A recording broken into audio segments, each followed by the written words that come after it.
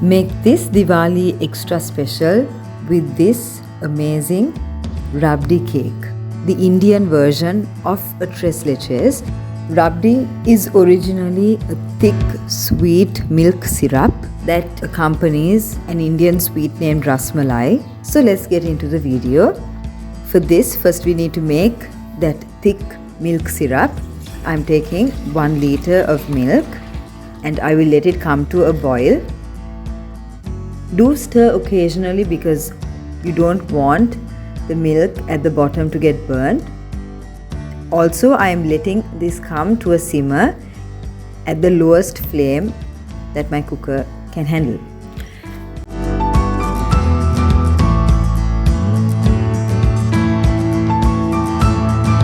Then I'm adding in 1 cup of sugar and I'm mixing it really well so that it will dissolve, and let it simmer without closing the lid for around 15 to 20 minutes or until the volume of your milk has halved,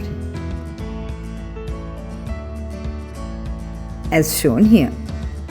Now what I'm doing is, this is totally optional, I'm taking saffron strands, about 20 saffron strands, and I'm mixing it with the milk just to give it that color and that Indian feel.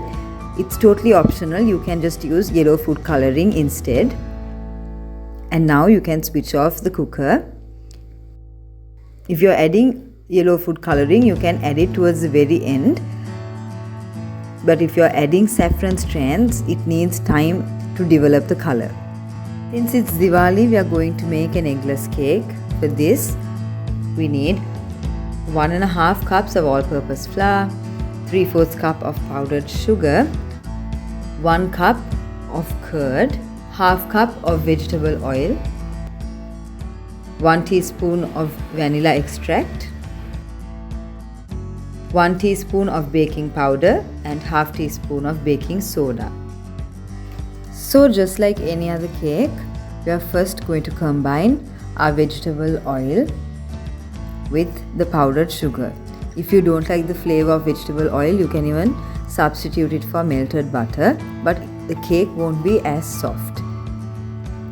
Then I'm adding in the curd as well. So remember, sometimes the curd might not have enough water, and in instances like that we might need 1 to 2 tablespoons of milk to make the batter to the correct consistency. So now, after adding the vanilla extract also, we are going to give this a really good whisk until they are all well combined and you get a glossy batter like this. At this point, we can add in all our dry ingredients and whisk it only until it's just combined. Make sure you don't over mix it, if not the cake will become tough. So as you can see, my batter is slightly thicker than I wanted, so I'm adding about 2 tablespoons of milk to achieve the correct consistency. Sometimes if your curd has enough liquid in it, you won't have to add the milk.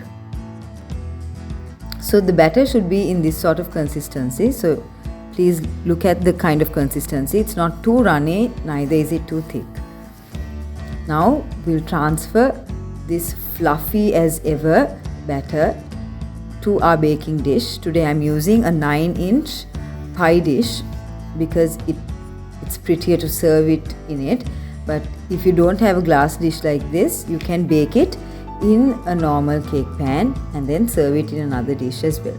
Make sure you even it out really well, because if not, you'll get uncooked bits here and there. And now we will bake this at 180 degrees Celsius for around 30 minutes. It might take more or less time. So just do the toothpick test and see if you're getting any wet batter.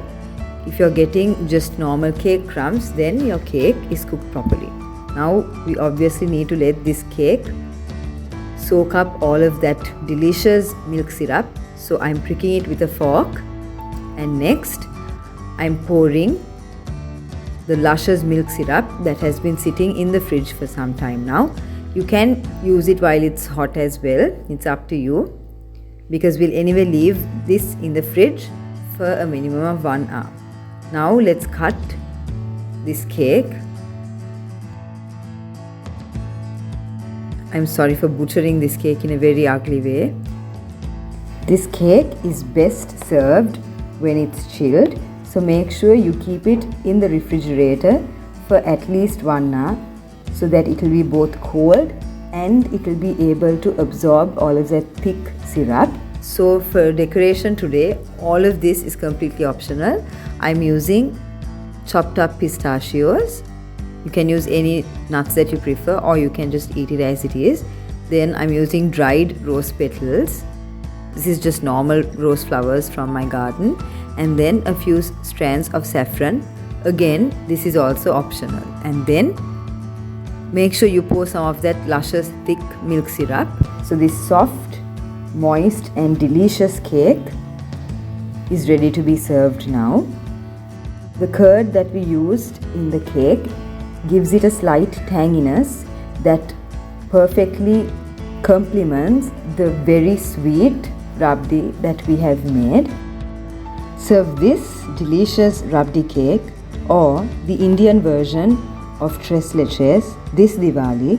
I really hope you liked this video. If you did, please mention down in the comment section below and subscribe to my channel. Happy Diwali! Bon appetit!